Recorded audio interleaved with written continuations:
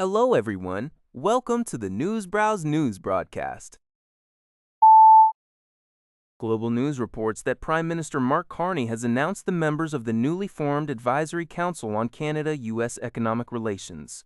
The quote sold so. The council, which will serve as a forum for expertise and strategy on all aspects of the bilateral economic relationship, is set to be led by Canada-U.S. Trade Minister Dominic LeBlanc.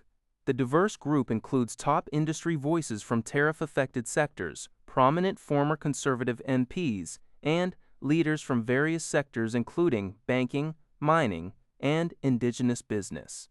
The Council's first meeting is scheduled for April 27, 2026. This initiative comes as the U.S. Trade Representative has indicated potential delays in resolving trade issues with Canada and Mexico before the CUSMA renegotiation deadline.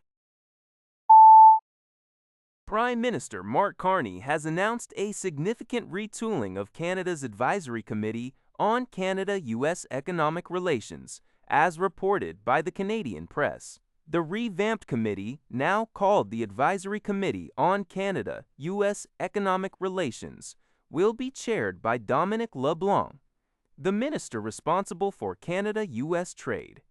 Notable new additions include former Conservative leader Erin O'Toole, former Liberal cabinet minister and High Commissioners to the United Kingdom Ralph Goodale, former Conservative cabinet minister Lisa Wright, and former Nunavut Premier P.J. Agag. The committee also sees an increased presence of top business executives, with leaders from major Canadian energy, resource, forestry, and transportation companies, including the heads of CN Rail, Bank of Montreal, Nutrien, TC Energy, Canfor, and Tech Resources. Representatives from broader business groups such as Candice Lang of the Canadian Chamber of Commerce and Tabitha Bull of the Canadian Council for Indigenous Business have also been appointed, alongside Cameron Bailey from the cultural sector. This diverse group is tasked with advising the Prime Minister and the negotiating team in preparation for the review of the Canada-United States-Mexico Agreement, CUSMA, in June. Some members from the previous iteration of the committee, established by former Prime Minister Justin Trudeau, including Rachel Notley, Arlene Dickinson, and Wes Hall, have been dropped. Global News reports that a baby found unresponsive in a car in Toronto on Monday afternoon has died. Toronto police were called to the Queen Street East and Pape Avenue area at approximately 4:45 p.m. to attend to a baby in distress. Upon arrival, officers administered life-saving measures to the infant. The baby was transported to a local hospital where, despite treatment, the child later succumbed to their injuries. Police have not released further details regarding the incident or the child's condition. The baby's parents were also present at the hospital.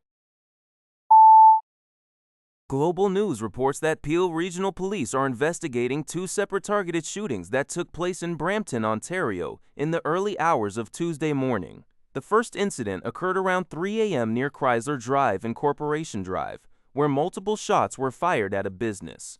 Approximately 30 minutes later, a second shooting was reported near Peter Robertson Boulevard and Hickory Bush Avenue, with two homes being struck by gunfire. Fortunately, no injuries were reported in either incident. Police have confirmed that both shootings appear to have been targeted attacks. The suspects in both cases had fled the scene before police arrived. Investigators do not believe the two shootings are linked. Further details about the investigations are pending. That's all for this video. Thank you for watching. See you in the next video.